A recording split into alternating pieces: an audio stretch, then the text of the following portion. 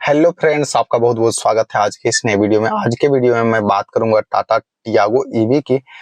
हमारे इंडिया के अंदर सबसे सस्ती ईवी कार की अगर हम बात करें तो वो है टाटा टियागो की ईवी, जिसकी डिलीवरी भी अब स्टार्ट हो चुकी है। और अप्रोक्स अगर आप लॉन्ग रेंज वाली अगर आप टाटा टियागो ईवी लेने की सोच रहे हैं, जैसे कि Tata Tiago XT long range, तो उसकी प्राइस ऑलमोस्ट जो है वो 10 लाख ऑन रोड के आसपास आती है। मैं यहाँ पे ऑन रोड 10 लाख इसीलिए बता रहा हूँ क्योंकि झारखंड में इतनी की आ रही है। यहाँ पे एक शोरूम प्राइस जो है वो लगभग 10 लाख की है, लेकिन यहाँ पे जो ऑन रोड प्राइस है वो 11,20,000 की है। और यहाँ पे पर यूनिट अगर देखा जाए तो 5,000 की सब्सिडी है, यानी कि 24 किलोवाट की बैटरी जो है वो आपको मिलती है, तो 1,20,000 की डिस्काउंट मिल जाती है। तो यहाँ पे टोटल अगर आप जोड़ घटा कर देखें तो 10 लाख में ऑन रोड जो है झारखंड में आपको Tata Tiago XT long range वाली आपको हो जाती है। तो मैंने जो है यही कार बुक करवाई थी, Tata Tiago XT long range. तो मैंने इसको कैंसिल क्यों करवाई ये आज आपको इस वीडियो के अंदर बताने वाला हूँ। और इससे आपको भी एक पूरी आइडिया आने वाला है कि टाटा टियागो की ईवी अगर ले तो किन के लिए ये जो है बेहतर है और किन के लिए ये नुकसान भी हो सकता है। क्योंकि मेरे पास आप देख सकते हो टाटा की टिगोर है, और टिगोर जो है वो अभी अगर हम बात करें तो लगभग जो है इसकी मैं आपको दिखाना चाहूंगा। यहाँ पे देखे तो 48,934, यानी कि लगभग 50,000 किलोमीटर ये चल चुकी है। आपको भी पता होगी कि 50,000 किलोमीटर मैंने 4 साल में चलाई, यानी कि अगर देखे तो आप 12,000 पर साल की मेरी इसकी रन है।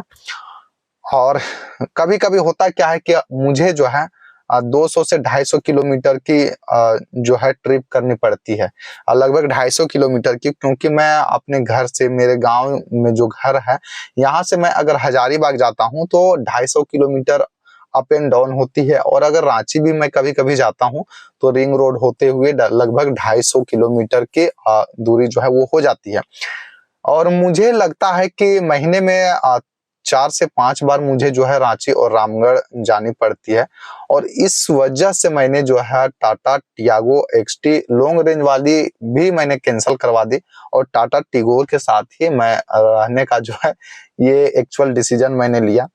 मेन रीजन ये है कि अगर मेरे घर में टाटा टियागो एक्सटी खड़ी है और वहां पे उसकी रेंज अगर विदाउट एसी के अगर बात करें तो लगभग 230 से 40 किलोमीटर, अगर आप बहुत ही बढ़िया से चलाते हो तो 230-40 किलोमीटर, बहुत मैं ज्यादा बता रहा हूँ, फिर वो उतना आप ले सकते हो बिना एसी के।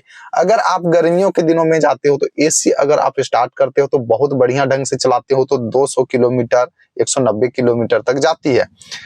अब सोचने वाली बात यह है कि मेरी जहाँ पे गांव है वहां पे लाइट जो है वो खास करके 10 घंटे 12 घंटे टोटल लाइट होती है। अब मान के चलो कि मेरी बैटरी पहले से 10% डेड है और मुझे 90% बैटरी के साथ जानी है हजारीबाग या फिर रांची, तो मैं क्या करूं। मामला यहाँ पे फंस रहा था मेरा, क्योंकि बहुत ऐसे टाइम होते हैं कि अचानक आज रांची जाना है, मेरी 15% बैटरी अगर डेड है या फिर 15% बैटरी जो है वो कम हो चुकी है, अब मुझे रांची जाना है तो कैसे जाऊं।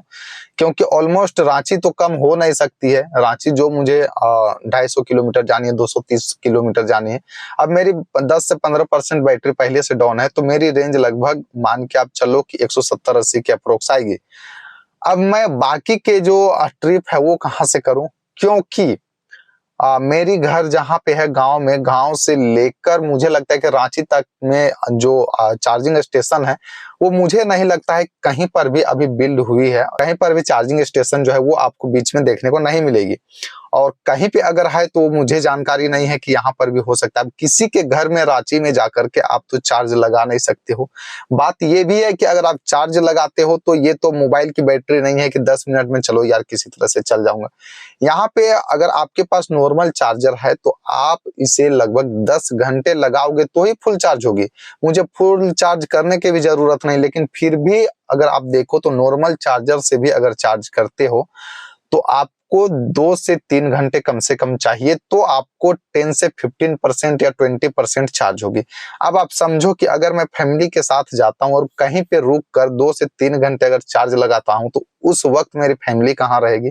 बहुत सारी समस्याएं हैं। अगर मैं चार्ज नहीं करता हूं तो मैं हो सकता हूँ कि 30-40 किलोमीटर पहले ही मेरी कार की बैटरी डेड हो जाए और मैं वहां पे फंस जाऊं। तो ये बहुत सारी मेरे साथ समस्या थी। अब मैं एक चीज आपको बताता हूँ कि टाटा टियागो ईवी जिनको भी लेनी है, प्राइमरी कार के तौर पर कभी ना ले, सेकेंडरी कार के तौर पर ही उसको रखे तो ज्यादा बेनिफिट है, ताकि आपको कहीं भी 200 किलोमीटर की रेंज अगर जानी हो तो आप पेट्रोल या डीजल कार जो भी आपके पास है उससे आप जा सको। अब मेरे साथ समस्या ये थी कि मैं पहले टाटा टिगोर जो है उसे सेल आउट करूं, फिर मैं जो है अपनी जो है दूसरी कार टाटा टियागो ईवी लूं। तो इसको बेचने के बाद जो मेरी पेमेंट आती, जो मेरे पास पैसे आते, उससे मैं डाउन पेमेंट करके मैं उस कार को खरीदता।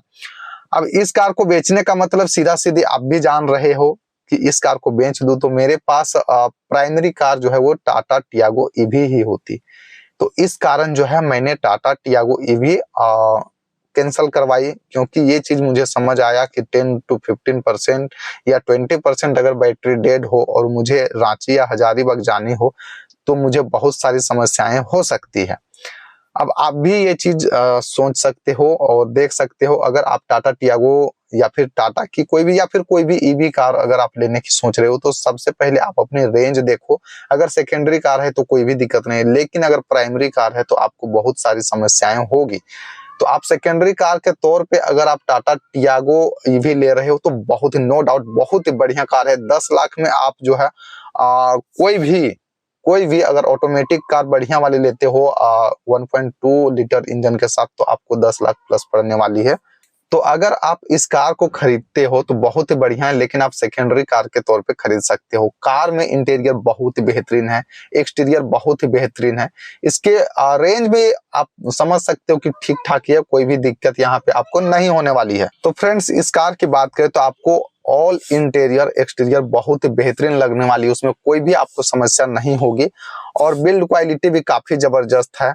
और सारी चीजें आप अंदर की स्पेस देखे वो भी काफी बढ़िया, बूट स्पेस भी बहुत अच्छे ढंग से मैनेज की गई है और जो नॉर्मल आपको टियागो मिलती है उससे मात्र 2 लीटर कम मिलती है। तो कोई भी दिक्कत आपको नहीं होने वाली है।